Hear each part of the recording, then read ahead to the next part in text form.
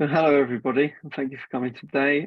Today we've got with us Isabel Garcia, who will be introducing us a bit about the Living Streets, which is one of the main three programs under the Better Environmentally Sound Transportation umbrella in Vancouver.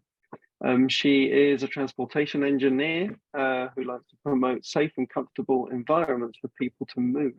She is passionate about walking and public transit as an accessible, healthy means of getting around. She has collaborated on multidisciplinary projects locally and internationally, including airport safety, accessibility, publications, municipal transparency, and public engagement. Isabel works for a not-for-profit and consultancy firm, as I mentioned before, across Metro Vancouver, advising on how walking enriches public spaces, creates community ties, and acts as a catalyst for physical and mental health. She also added in that she enjoys crisp, sunny days, although she's probably not getting too many of those at the moment. So go ahead, Isabel, whenever you want. That's right. Well, thank you, Anika and Alan, for having me here today. I'll try my best. As probably have you noticed, I'm kind of sick today, so please be patient. Also, I'm kind of nervous speaking to so many of you, so be merciful, please. Okay. So let's begin. I want to start with this picture where you can see a signing winter sunrise with Science Wall, BC Place, and downtown Vancouver in the background. I thought that was a kind of a poetic way to start. Today, I'm going to present you with some context notes about Vancouver, who am I, and what I'm doing here. I will talk about BEST and the Living Streets, a small and mighty not-profit. And I won't be doing all the talking. I left some time for chatting after. To be precise, I'm located in the unceded ancestral lands of the Musqueam, Squamish, and Tsleil-Waututh nations. This is the West Coast, Canada. I took this picture after climbing the Grouse Grind. The views are as breathtaking as the 2.5 kilometers trail up, all stairs. Next time, I will hop on the gondola. You can see pretty much all the lower mainland, Vancouver, Burnaby, UBC, the airport, the mountains, the oceans. And that it is because I'm very lucky to live, work, and raise my family in one of the, wait for it, not beautiful, not stunning, amazing, or gorgeous, but the most interesting place I know. You probably have seen Vancouver in any of the movies you watch. Even they say they are in New York or San Francisco. We apparently have it all and can perform well in many scenarios. One of Vancouver's top attractions is nothing more than a paved pathway that stretches some 28 kilometers, 17.5 miles for you that don't understand kilometers, around the city's waterfront. Vancouver's Seawall is beautiful in all seasons, including when it rains. I walk, run, and cycle it mostly every day. I live very close by. You can spot toddlers in adventures, all the Lululemon catalog, dogs and latte caps on a stroll, multi-million-dollar apartments that only seem to have life during Christmas season, the stadiums where local teams play football, soccer, hockey, rugby, sometimes even seals on the water. As I said, it has it all. For those who live here, there is something even more special about these lands, and it is that it rains. So day-to-day looks more like this. A grayish palette in North American city, oversized crossings with bare buttons very far away, and all soaked pedestrians waiting, soak the cars, don't get stuck in traffic. With some tryouts to be green and accommodate sustainable transportation, it is always planned and constructed behind the wheel. Because, did I say it? It rains 192.4 days in a year. Okay, no rain, no flowers. And Vancouver has great public parks around the city, always closed from 10 p.m. to 6 a.m., no welcoming at night, but usually well used during daytime. They are equipped for a diversity of children's ages and abilities and their caregivers. You can see the benches here. Benches, public gardens, right by the seawall, and you can have some stunning views in the background as well. Something else about Vancouver is that it's amazing sunsets, especially when you are by the water. In this picture, you can see Canby Bridge with its renovated pedestrian lights. Know how bright, clean, and gorgeous they look now. Vancouver has it all in a diverse and contrasting style. From a colorful human-scale Chinatown in the picture in the left, to new human-less developments in downtown, like the picture in the right. Buildings are tall and sleek, probably a big appeal to modern architects. They are situated in arterials where traffic flows fast, and walking might be good from mere sidewalk guidelines in the books. I personally haven't found a reason to walk around there and enjoy it yet. For me, walking is a combination of the extremities, legs and arms, and our consciousness. I'll say Vancouver is like a fight between the gray and the colors. For example, the work that the Vancouver Mural Festival does. They decorate empty walls every year with different styles and representations. This helps a little bit in the part of the walking, because some sketches places like these alleys suddenly become very interesting, at least during the daytime. On this top right picture, you can see, this is downtown actually, and this image of a woman, it is not just a mural, it's also used as a QR code. So when you go and take a picture with your phone, it shows up the work that the YWCA does, and supporting women, especially during the pandemic. And they also raise funds for building a new house for their society. So now, for anyone that has ever been to Europe, I welcome you to laugh at what Vancouver we call plazas. Know that it's not that I don't like the concept of blocking traffic for half block to give it to people sitting when they come in their bikes. It's only the name that I disagree with. This is just redesigned road space with paint and somersault furniture. They are not plazas per se, especially when pedestrians are always forgotten in the process. You can note in this picture on my left how the sidewalk is, all the bumpy bumps. Well, I didn't take a picture from behind, it's even worse. And the parklets, it has nothing to do with parks. Parklets literally mean bye-bye parking spots in one commercial street. These are other road relocation projects that flourish can be done with decorated concrete barriers, some planters, cheap patio furniture. They take small steps to gain some pedestrian space when it gets congested. But again, who am I for being so opinionated about all these things in Vancouver? Well, none of those people walking in the seawall because I was taking the picture. I never get tired of the views when it gets sunny. These big buildings behind, you can imagine it's downtown, Davidland Park, the Granville Bridge, and how they reflect in the very polluted waters of Falls Creek. I am Isabel. I'm a Spanish woman that lives in Vancouver. Before that, I was an airport engineer with a master's in mobility management and graduate studies in accessible design. I moved here in 2018 when life circumstances, fate of a series of decisions had a big impact on me. I became a wife, a mom, and my only responsibilities were providing food by sourcing and cooking on meals for the family, doing laundry, cleaning, and upkeep in the house. And although I have a Spanish driver's license, I am terrified to even sit in the driver's seats here.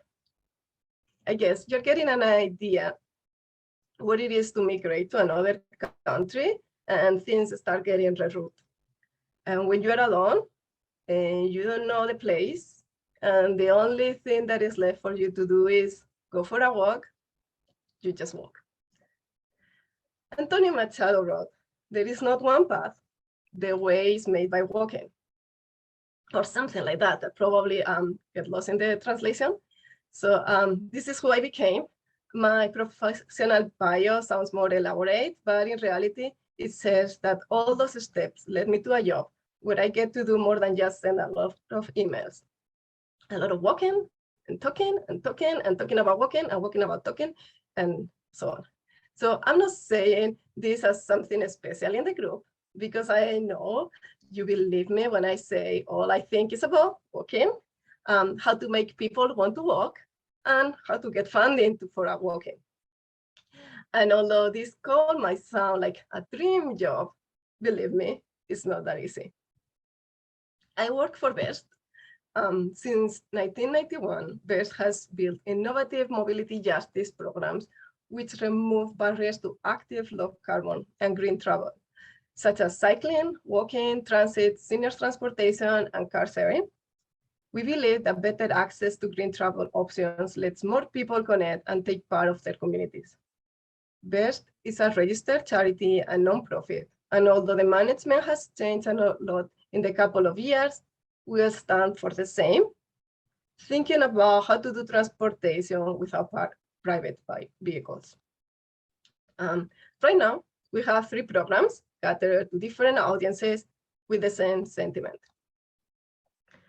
With the 3 of them, we advocate for cities of all ages and abilities, built around walkable communities, and transit with safe cycling infrastructure. With this image here of a rapid bus in downtown, I want us to say 2 things. One, that TransLink is one of the major sponsors, and having a reliable transit network is the walkable city best friends. And I'm not saying that because they're our sponsors. So the Bicycle Valet. It's like, what do you do with your bike, your stroller, a scooter, or another active transportation wheels when you go to an event? In order to make it easy to choose not to drive at events, we set up the Bicycle Valet. And this is like a code check where we take care of your device for free. You enjoy when you come to the event, then you leave, we give you the bike again, and it's been taken care of. Last year, we did over 90 events throughout the season, including seasonal ones in Victoria, one of the cities nearby, and Granville Island, that you might have heard because it's a big tourist place. You can see in this picture, we were in Light Up Chinatown last September. The gray sky is not rain this time. It is smoke from the fires. We've been having those problems by the end of the summer every year. Not nice. The Bicycle Valet is the staple program of BEST, and it's been operating since 2016, and patrons are delighted with the service. Another of our programs is Seniors on the Move. The topic here is, how do you get around once you can't drive anymore? What happens when you get older and your ability to drive is not there anymore? What do you do when you've been driving since you are 16, now you're 70? So we coordinate programs helping seniors to move in the region without relying on driving. We show them how to take transit and what are their options. This is a good program, but in my opinion, a small band-aid to an open heart surgery. So that is why with the Living Streets program, I advocate for preventive medicine instead. I am sure most of you will agree with my motto. We need both our feet and our head to be able to walk. And it doesn't matter if we use our legs or we roll, if the sidewalk is smooth or not. If my head tells me you are not walking there, it's very likely I'm not going to walk there. To keep up with my poetic reference, I'll say that when I got the Living Streets shoes, the only project was WALK30, 5-week long friendly competition between 2 municipalities to rack up the most walking minutes. Today actually starts the season for the year, We have an exhaustive communications and coordinations campaign with 4 municipalities and 2 health regions. But who only owns 1 pair of shoes? Nothing fancy, but very elegantly, not my humility here, I created, developed, and put to work 3 more projects. WALK30, Walking in October with a twist, since here is Latin American Heritage Month. Flonés, Women Walks Walking, and the 4 Seasons Walks. The 4 Seasons Walks are a series of walks throughout the year where I pick locations served by TransLink to go for a walk. I invite people to join me, and we go for a 30 minutes to 1 hour walk at a pace that encourages conversation. I put on my tour guide hat and I showcase landmarks and city areas that are always not that well known. This project philosophy is that once you walk somewhere and feel safe and enjoy it, it's more likely you will walk it again. I do a transportation behavior survey, and the results show that people that drove to the meeting point stated that if they had to come back, they will probably take transit instead. I collected all walks on a map on our website, and they all have a video tour with a summary walk. So if you go to the website and you click this walk, you have summary, some pictures, and like 1 minute video showing the elevation and showing some pictures. I recommend you to go and check it out. And now, excuse my friend, Flonés is my latest bet, a mix of books, women, and walking. I haven't had a chance to read them, all these books here listed yet. So I started with a cheap version of what this could be. We have a Discord platform where a couple of women sign up. Nobody has said anything though, but if you're interested, you're welcome to join. I can send you the link. But we pick North Vancouver Public Library interest. We are co-hosting a session in July. We'll be discussing Happy City. So the library offered us to have the program together, and I don't know how it's going to be. I'll let you know more when we have a plan. You probably already heard about WALK30 before. This is not one of my happy ideas. I don't know where the origin is, but literally means walking in October. In North America, the days start to be shorter, rain comes, trees are turning soft or reds, brown, and yellows, the leaves fall, time for pumpkin spice, cliché. But as I think I said once or twice already, Vancouver has it all. The diversity in society make it super interesting as well. We partner with Latincouver, the Latino group celebrating Latin American Heritage Month, and we pilot this project where both cultures walk and dance together. We organize some walks to their events, and we had this kind of dorky campaign on Instagram. It was a fun one. I think we're repeating something this year as well.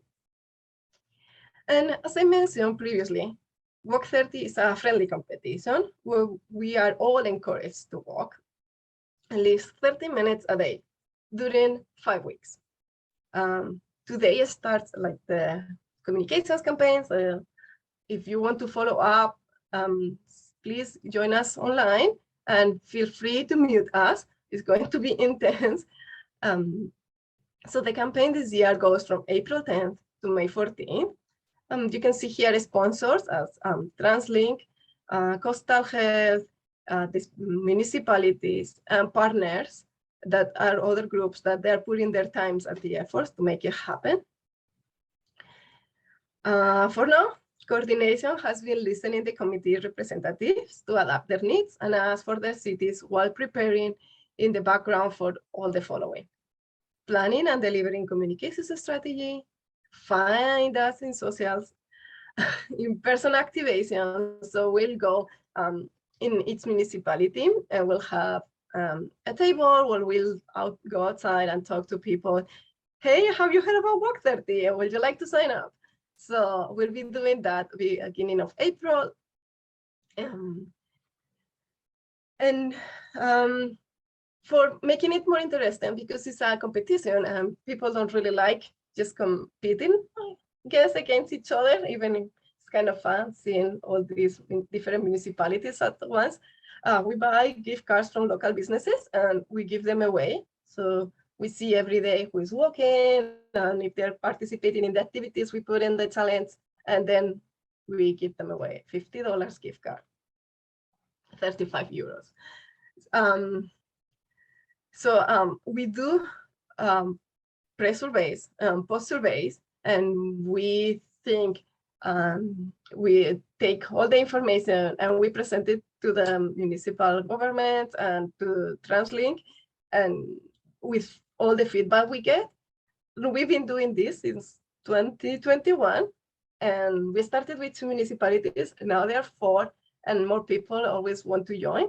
So it seems it's working well, but it is a big community effort because it means we have to work literally to the same goal, and you can imagine how difficult that gets. So by now, you probably have realized that I love walkability, and I dream about the perfect city to walk everywhere, even though I'm aware it's maybe an utopia. So if you are stuck giving your first steps, and even bikes should be only for summer, in my humble opinion, after experimenting with the freezing and wet conditions, they can be a good friend to advocate for slower streets, less noisy and polluted environments, safer intersections, and the ability to bring a lot of precious cargo, like my daughter behind me, when you cannot put them in the stroller anymore. So go one step at a time, sit down if you need to, but never stop walking. Thank you.